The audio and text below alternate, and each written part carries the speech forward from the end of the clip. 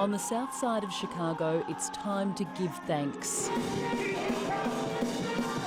and to reflect. All good things come to an end, so we have to be prepared for that.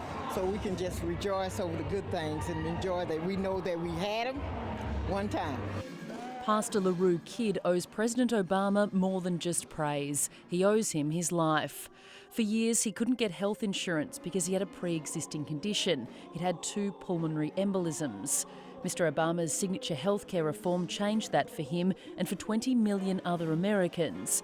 It's the president's crowning domestic achievement, but most Republicans don't like it, and Donald Trump wants it repealed. I'm now insured.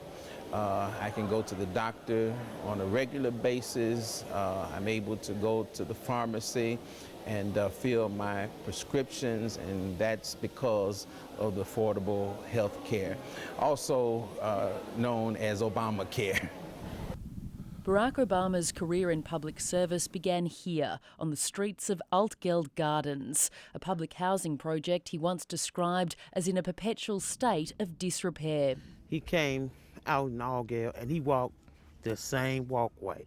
Community organiser Cheryl Johnson's mother used to work with Barack Obama. She too says Obamacare has saved her life. But beyond that, many in this community are still suffering. Poverty and high crime plague this part of America. All of a sudden, a lot of guns coming in Chicago than ever before.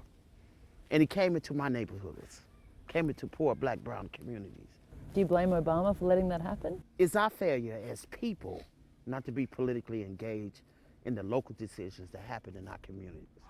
While President Obama's meteoric rise was historic for African Americans, some can't help feeling betrayed. You know what? I think that power, that new position, how he rose so fast, made him lose sight in what's going on here. Southside activist Jamal Green says Obama could have done more to stop schools closing, and the violence bothers him deeply.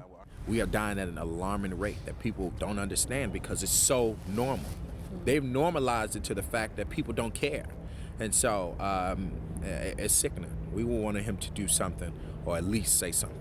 Almost 800 mostly black Chicago residents were killed last year, a 20-year high. I don't care about him being black.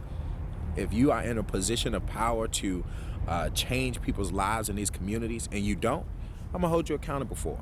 I mean, normally on Inauguration Day, the president and the president-elect meet here at the White House. In less than a week, President Obama will vacate the White House, leaving his legacy to the history books. One of the biggest achievements that the White House would certainly point to that can't really be undone is he did come in at a time when the economy was in a really, really bad state.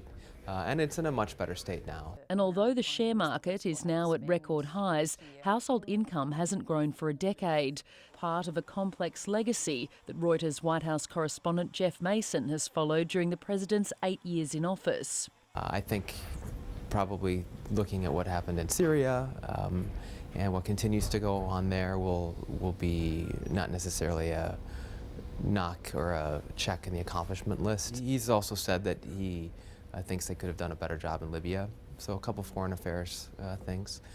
He also promised to close the prison at Guantanamo Bay and was unable to do that. I'm not sure he would call that a failure per se, because they tried really hard to and were given some roadblocks in Congress, but it is a promise that he was not able to keep. It was here in Chicago 8 years ago that Barack Obama delivered his historic victory speech to a crowd of almost 250,000 people. Back then he had big dreams, and while he wasn't able to achieve them all, many of the policies he did implement, including Obamacare, are now under threat of being repealed by his successor. But for some of the younger residents in these neighbourhoods, there's something that the president-elect can never take away. It'll show everybody else that they shouldn't be afraid of running for things that they love. And personally, me and my sister, we said one day one of us is going to be president. And that's going to be change. It's going to be me. It's going to be me. If he inspired a little kid at 5 years old to say, I want to be the president, he worked towards being that, his legacy was going to forever live. Because everybody going to say, if Obama can do it, I can do it. His term might be ending, but here his spirit of hope endures. Stephanie March, ABC News, Chicago.